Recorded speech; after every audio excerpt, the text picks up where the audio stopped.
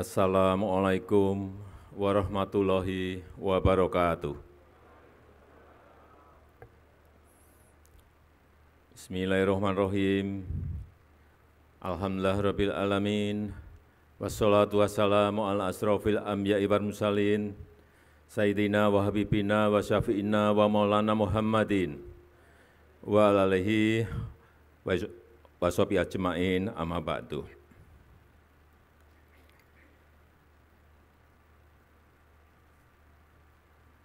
Yang saya hormati, yang saya muliakan Wakil Presiden Republik Indonesia sekaligus Mustasyar PBNU Profesor Dr. Kiai Haji Ma'ruf Amin beserta Ibu.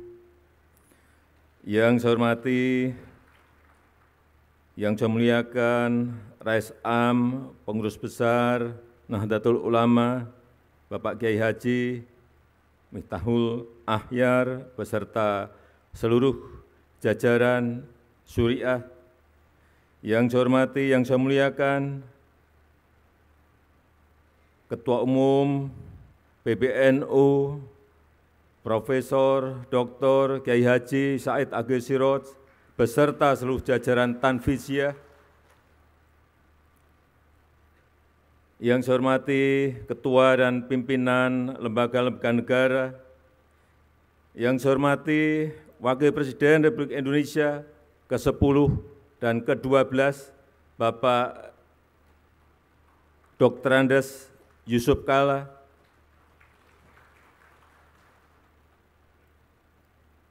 yang saya hormati para Menteri Kabinet Indonesia Maju yang hadir,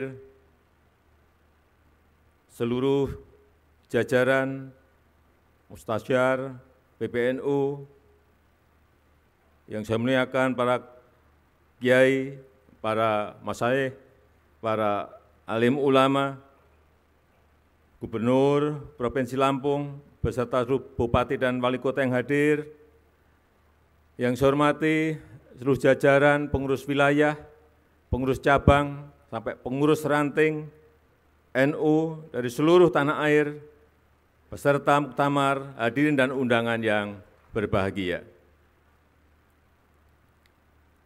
Pertama-tama atas nama pemerintah, atas nama masyarakat, atas nama negara, saya menyampaikan terima kasih dan penghargaan yang tinggi kepada Nahdlatul Ulama yang telah membantu pemerintah dalam menenangkan umat, menenangkan masyarakat dalam masa pandemi ini. Yang kedua juga terima kasih untuk Nahdlatul Ulama yang juga telah mengajak masyarakat untuk mentaati protokol kesehatan dan mengajak masyarakat untuk berbondong-bondong ikut dalam program vaksinasi. Ini saya rasakan betul betapa ajakan para kiai, ajakan para ulama betul-betul berdampak pada meningkatnya keinginan masyarakat untuk ikut vaksinasi. Pada awal-awal program vaksinasi, begitu keluar yang namanya vaksin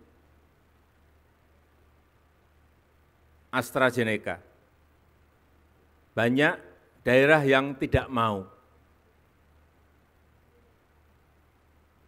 mengambil.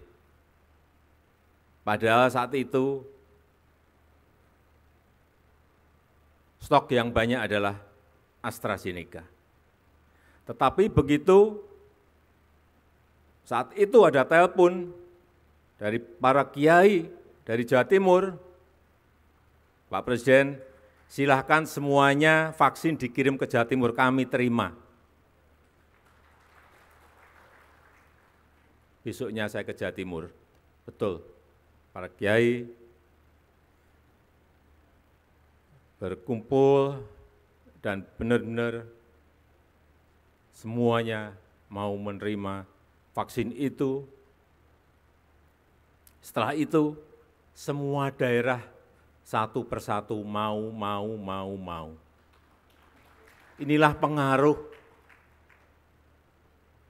para ulama, para kiai dalam mengajak masyarakat untuk ikut vaksinasi. Kita tahu di bulan Juli, tepatnya pertengahan Juli, 15 Juli, kita berada pada posisi keadaan yang sangat mencekam. Ngeri saya kalau menceritakan, semua rumah sakit di Jawa dan Bali penuh, oksigen kurang, obat habis, kekurangan. Kasus harian saat itu 56.000. 56.000, sehingga rumah sakit tidak mencukupi. Di lorong-lorong rumah sakit, semuanya pasien-pasien antri untuk bisa masuk ke ICU. Alhamdulillah, berkat dukungan dari NU, kemarin kasusnya alhamdulillah hanya 216 kasus per hari di seluruh tanah air. Kalau kita memiliki 514 kabupaten kota, kasusnya hanya 216, artinya di setiap kota dan kabupaten itu hanya ada setengah kasus. Kemudian vaksinasi, sampai hari ini kita telah menyuntikkan 263 juta vaksin kepada masyarakat.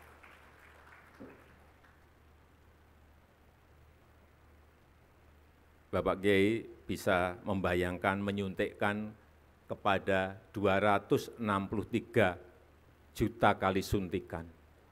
Itu sebuah pekerjaan yang sangat rumit, sangat kompleks.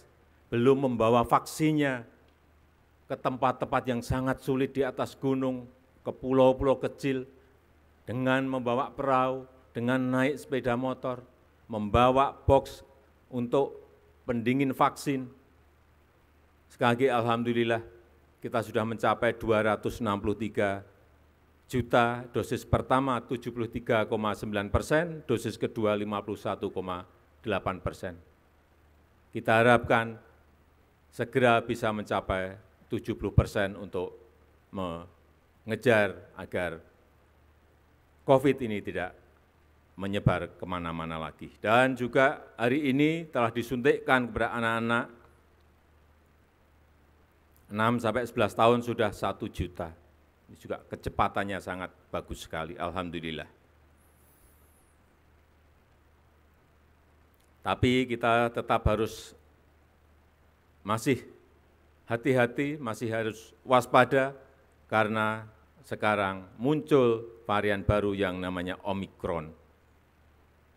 Telah ada 83.000 kasus di dunia, dan ke negara kita Indonesia juga telah masuk.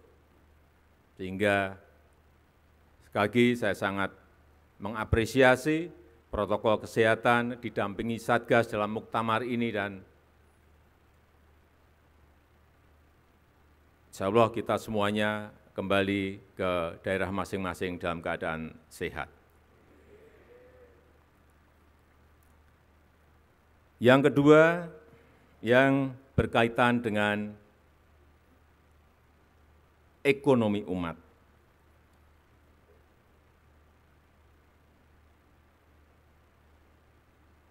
Kita tahu banyak yang disampaikan mengenai masalah pemerataan, seperti tadi juga Bapak Ketua Umum PBNU juga menyampaikan.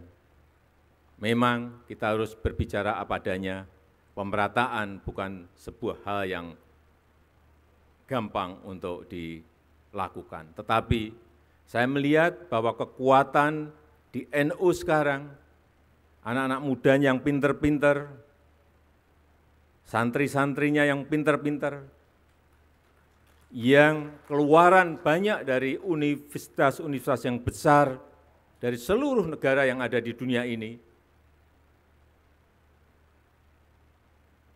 apabila ini bisa dirajut dalam sebuah kekuatan lokomotif, saya meyakini ini bisa menarik gerbong yang ada di bawah untuk bersama-sama dalam rangka mensejahterakan kita semuanya. Saya menawarkan yang muda-muda ini dibuatkan sebuah wadah, bisa PT atau kelompok usaha, dan pemerintah, saya menyiapkan, kalau siap, saya menyiapkan konsesi.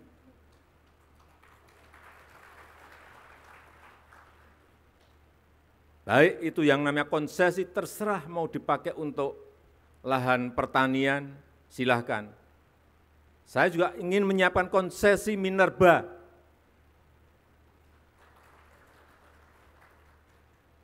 Yang pengen bergerak di usaha-usaha nikel misalnya, usaha-usaha batu bara, usaha-usaha boksit, usaha-usaha koper, tembaga, silahkan.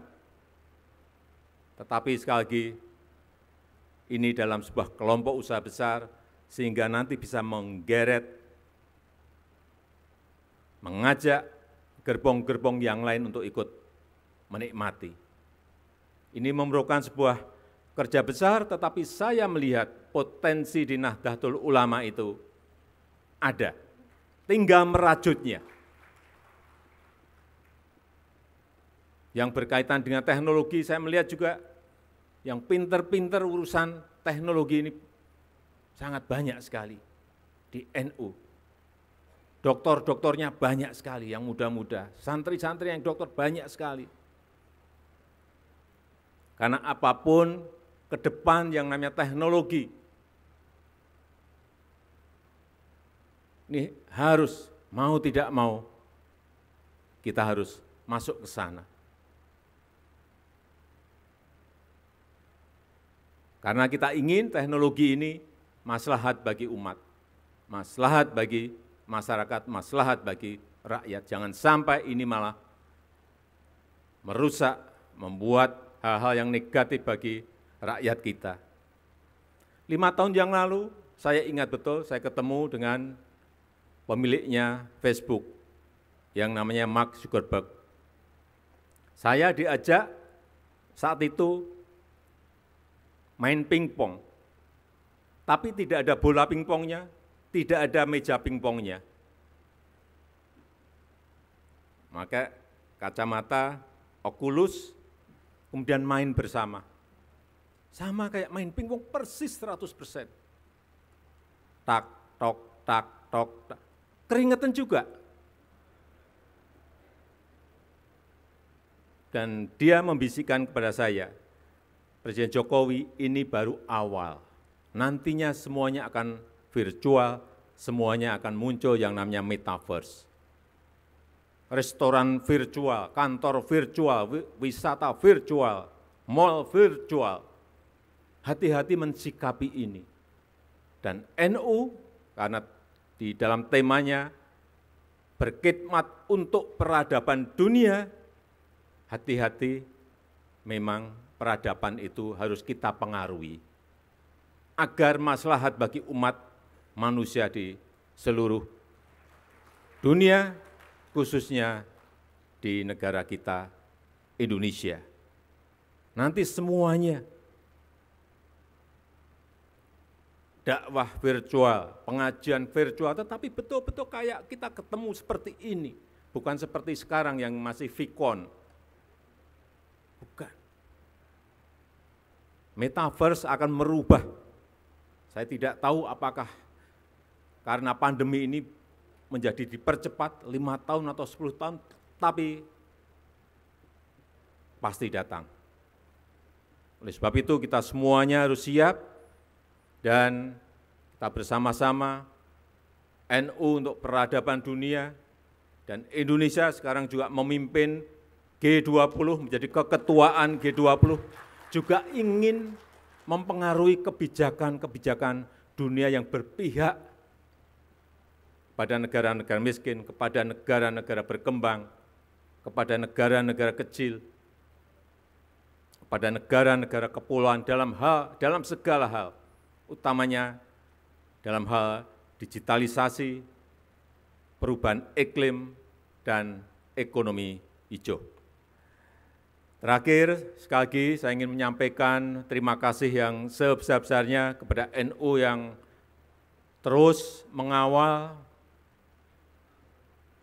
kebangsaan, mengawal toleransi, mengawal kemajemukan, mengawal Pancasila, mengawal Undang-Undang Dasar 1945, mengawal kebinekaan kita, mengawal NKRI, dan kita harapkan dengan itu kita terus bisa menjaga dan merawat bangsa dan negara kita yang kita cintai. Saya rasa itu yang bisa saya sampaikan pada kesempatan yang berbahagia ini.